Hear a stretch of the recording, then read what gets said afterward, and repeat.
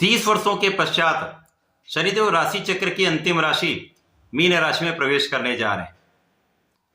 2.5 वर्षों का इनका गोचर काल मीन राशि में आरंभ होने वाला है। 29 मार्च 2025 को ये परिवर्तन होने वाला है, जो निश्चित रूप से एक महापरिवर्तन है। जय श्री गणेश, नमस्कार। मैं आचार्य संजय द्विवेदी।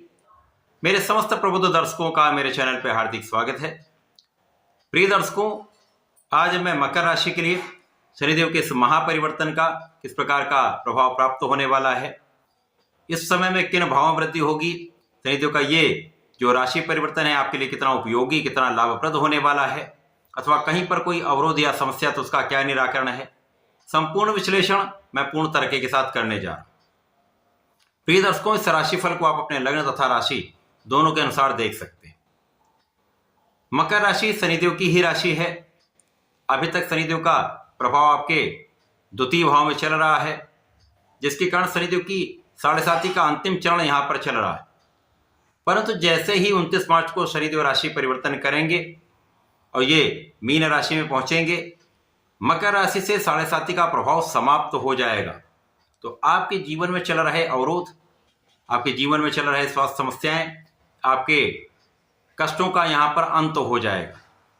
तथा जो शनिदेव ने आपको इन 7.5 वर्षों में सिखाया है, जो आपको एक्सपीरियंस दिया है, जो आपको ज्ञान दिया है, उस ज्ञान का उपयोग अब आप आगे के 2.5 वर्षों में करने वाले हैं, जिसके कारण आपको बड़े लाभ की प्राप्ति भी होने वाली।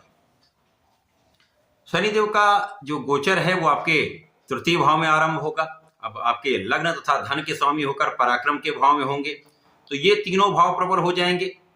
और शनिदेव का ऐसा प्रभाव होता है, जिस भाव में होते हैं, जिस राशि में होते हैं, उसके बल को कई गुना बढ़ा देते हैं। तो यहाँ पर आपका तृतीय भाव अत्यंत प्रबल होगा, तो जिन भाव के स्वामी उन भाव की प्रबलता प्राप्त होगी। इसी प्रकार से शनिदेव की 3 दृष्टियां हैं। प्रथम दृष्टि का प्रभाव आपके पंचम भाव पर होगा, दूसरी का प्रभाव आपके 9वें भाव पर होगा, तीसरी दृष्टि का प्रभाव आपके 12वें भाव पर होगा। शनिदेव की पहली दृष्टि विच्छेदात्मक होती है, यही एक नकारात्मक दृष्टि है। बाद की दोनों दृष्टियां जो अत्यंत लाभदायक होती हैं, जिस भाव पर पड़ती हैं उस भाव के प्रभाव को कई गुना बढ़ा देती हैं।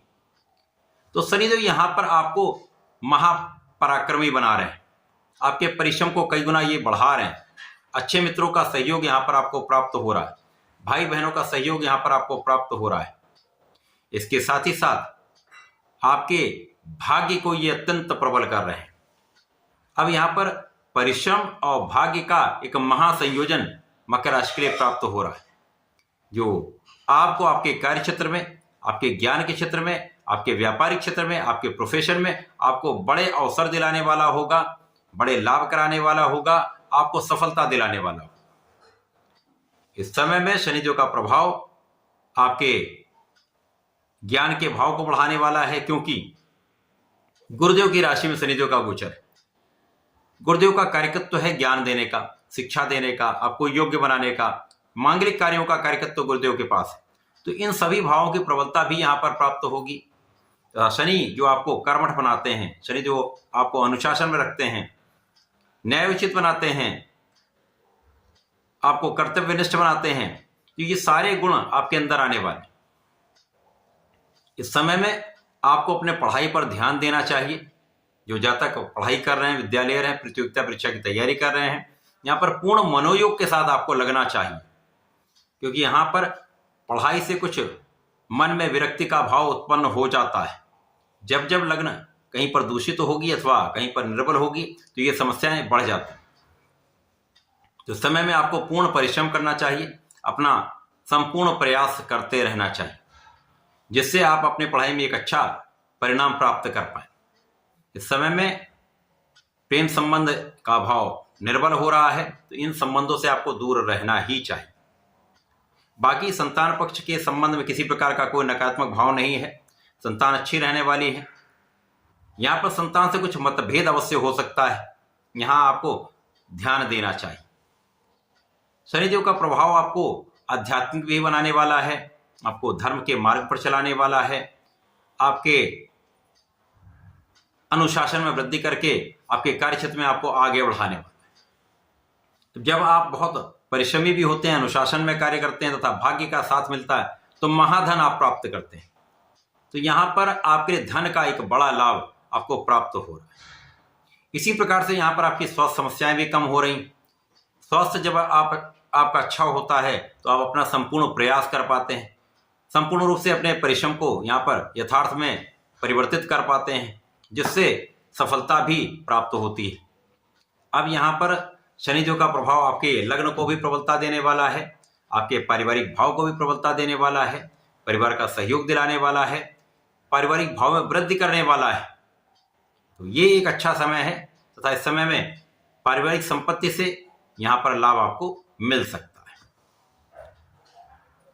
शनिदेव का प्रभाव आपके कुछ व्यय बढ़ा सकता है। यहाँ पर आपके कुछ व्यय में वृद्धि हो सकती है, कुछ यात्राएं आपकी हो सकती हैं, व्यापारिक यात्राएं आपके लिए लाभदायक हो सकती हैं,